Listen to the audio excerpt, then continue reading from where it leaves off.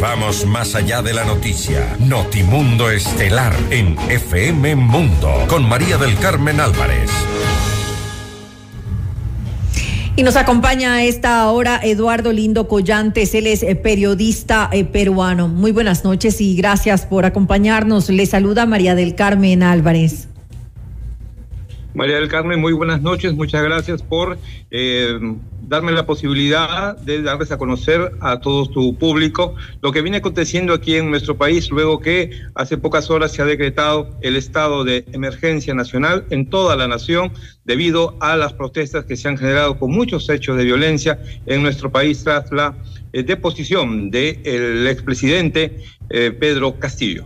Eduardo, y cuéntanos cuál es la situación, pues, después de que se ha decretado, pues, este estado de emergencia a nivel nacional en Perú. ¿Cómo se vive la situación al momento? ¿Han bajado tal vez la intensidad de las protestas? ¿O un poco se ve lo mismo porque no hay toque de queda? No hay toque de queda, todavía es alguna posibilidad que quizás podría darse más adelante. Por el momento solamente tenemos la suspensión de las garantías, como por ejemplo del derecho de reunión, de tránsitos en grupos, así como también la posibilidad de que las fuerzas del orden puedan ingresar a los domicilios sin la previa justificación u orden judicial. Hay una tensa calma aquí en nuestro país, en nuestra ciudad capital.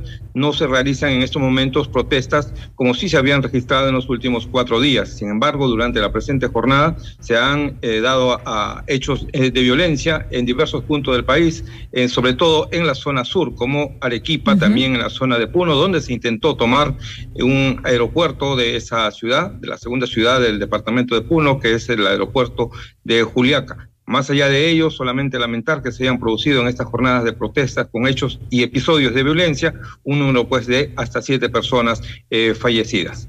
Al momento, ¿cuál es entonces la situación?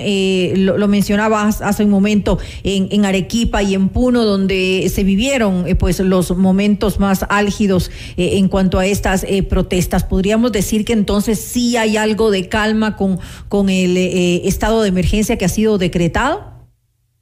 Así es, ha regresado la normalidad poco a poco. Todavía hay algunos grupos que se desplazan por las referidas ciudades, pero ya no en el volumen como lo hacían hasta las primeras horas de la mañana. Hay una paralización que ha sido dispuesta por los propios organizadores de estas protestas, muchos de ellos con personas no identificadas que amenazaban a los comerciantes para que se pleguen a estas medidas de protesta, advirtiéndole que más adelante podrían haber algún tipo de consecuencias, algo que es totalmente rechazado aquí por la ciudadanía, pero que ha manifestado o se ha registrado pues un deterioro en el desplazamiento a los centros de trabajo con las unidades de transporte público paralizadas en la eventualidad de que pudieran registrarse algún tipo de ataque, como se ha producido ya otros, no solamente en esos puntos que estamos mencionando, sino también en nuestra capital, donde ha habido ataques incluso a la propiedad pública, privada, y también, por cierto, a los cables del medio de comunicación. Hechos vandálicos realmente que se han producido en nuestra ciudad capital y otros puntos del país. Lamentable, nosotros también lo vivimos aquí en nuestro país en algún momento en estas manifestaciones. Eduardo, ¿cómo se ve este anuncio de elecciones anticipadas? Primero se había dicho que para abril del 2024, que es lo técnica y legalmente posible, pero ahora la actual presidenta habla de que podrían adelantarse para diciembre del 2023. Pero ¿es esto posible? ¿Tendría que obviamente intervenir el Congreso? ¿Cómo se ve esta posibilidad de adelantar tanto las elecciones? Bueno, tiene sus complejidades porque no solamente se trata de hacer un anticipo en el acto de sufragio general, sino que previo a ello se tiene que establecer una serie de mecanismos para poder establecer que el padrón electoral, por ejemplo, también cuáles serán los partidos políticos que tienen que participar, los periodos de talla y todo lo concerniente a un proceso electoral. Los entes electorales consideran de que no menos de 270 días son los necesarios para poder realizar una convocatoria de elecciones, desde el momento que se convoca hasta que se efectúan, un aproximado de 9 meses. Pero todo ello va a ser definido el día de mañana, cuando se reúna el Pleno del Congreso de la República, que tendrá en sus manos la posibilidad de establecer si es que las elecciones son en los últimos meses del año que viene, el 2023, o si se mantiene la propuesta de la Presidenta de la República, que presentó un proyecto de ley de parte del Ejecutivo al Congreso para que las elecciones sean más bien en abril del 2024. Es la época o la fecha mucho más factible para dar con todos los procedimientos administrativos que tienen que cumplir los entes electorales en el país. Ahora, ¿qué pasa con la figura de Dina Boluarte, que ella pues entró como vicepresidenta de Pedro Castillo? En estas manifestaciones hemos visto como quienes protestan piden su salida. La figura política de ella, ¿por qué tiene esta resistencia? Bueno, ella el mes de enero del presente año, debido a sus posturas que mantiene frente al partido que llevó al gobierno al expresidente Pedro Castillo, nos referimos al partido de Perú Libre, ella fue expulsada de esta agrupación política. Aún mantuvo la vicepresidencia, también el cargo de ministra de Estado, hasta unas semanas antes de la vacancia del presidente de la República. Ella mantuvo una postura un poco distante de las esferas políticas de Perú Libre, cuyos simpatizantes son los que ahora están más bien pidiendo el adelanto de elecciones. Cosas singulares, porque los representantes de Perú Libre en el Congreso de la República más bien votaron en contra de un adelanto de elecciones en un proyecto que se aprobó días antes de la vacancia del presidente Castillo. Eran más bien los grupos denominados conservadores o de derecha quienes impulsaron esta salida política de adelanto de elecciones, toda vez que ante los serios cuestionamientos que había del presidente de la República, Pedro Castillo, por las más de 52 carpetas fiscales por presuntos actos de corrupción en ese momento, y ante la imposibilidad de contar con 87 votos para una vacancia, más bien estos grupos de derecha apostaron por un adelanto de elecciones, que no compartieron los grupos de Perú Libre. Ellos querían quedarse hasta el 2026. El escenario cambió cuando el presidente de entonces, Pedro Castillo, leyó este documento donde inconstitucionalmente disolvía el Congreso de la República y pedía la intervención del Ministerio Público y de todos los poderes del Estado, el Poder Judicial, el Tribunal Constitucional, ¿no? Lo cual lo ha llevado pues a prisión. Él en estos momentos está en prisión.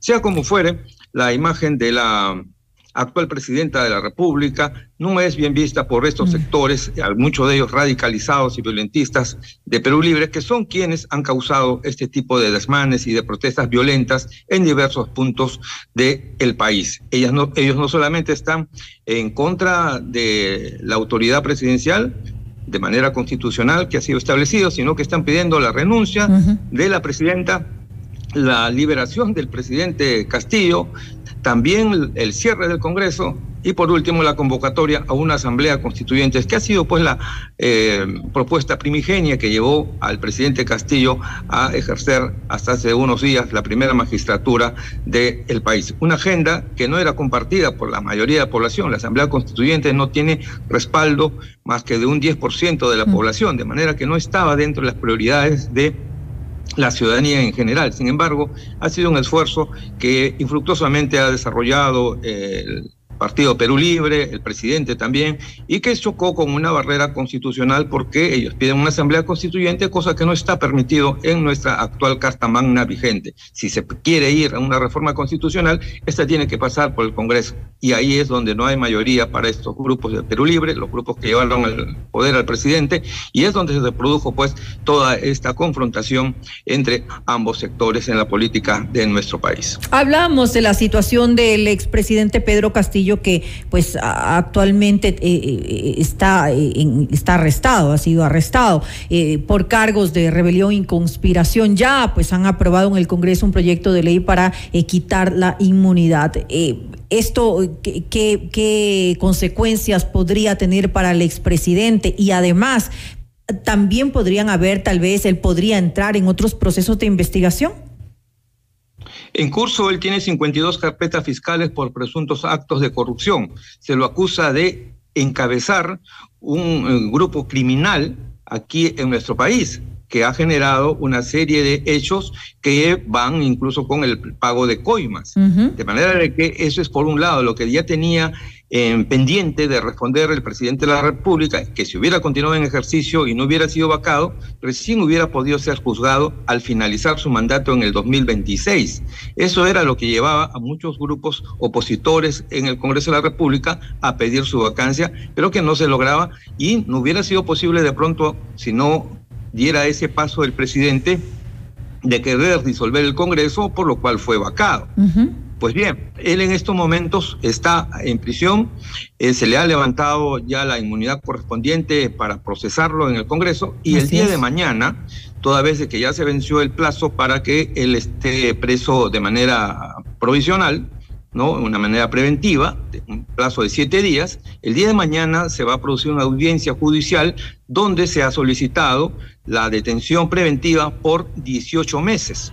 Para ese plazo él esté en prisión, y como tiene peligro de fuga porque quiso ir a México luego del autogolpe, no pueda ser procesado, pero en prisión, no en libertad, ni libertad condicional, sino en prisión, y es lo que se va a resolver. Mañana se decide esto.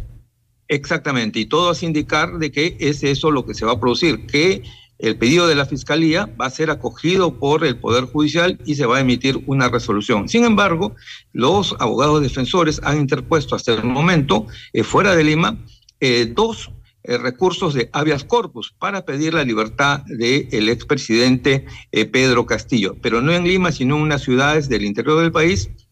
Una es la localidad de Huancayo y otra es en el departamento de San Martín. No lo han puesto aquí en Lima, se puede interponer este recurso en cualquier punto del país, y así lo han visto por conveniente sus abogados. De manera de que estamos a la expectativa de lo que puede ocurrir. No sabemos si es que serán acogidos estos recursos de habeas corpus o en consecuencia serán rechazados. Tienen que ser procesados muy rápidamente. Hay plazos perentorios de 48 horas para tomar esas decisiones, pero en el tema de fondo, mañana es que se va a discutir la permanencia en prisión de 18 meses del exmandatario, que actualmente está retenido en una unidad policial en nuestra ciudad capital. Mañana entonces es un día importante para Perú, porque primero pues se va a definir esto de la prisión preventiva del expresidente Pedro Castillo, pero también en el Congreso se va a revisar el tema de la fecha en la que se podría adelantar las elecciones generales en este país. Le quiero pues agradecer nuevamente a Eduardo Lindo Collantes,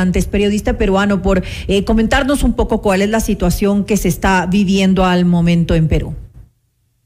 Muy amable a ti, y un saludo a todos los amigos de Ecuador, María Fernanda. Hasta una próxima oportunidad. Muchas gracias. Buenas noches. Gracias y muy buenas noches.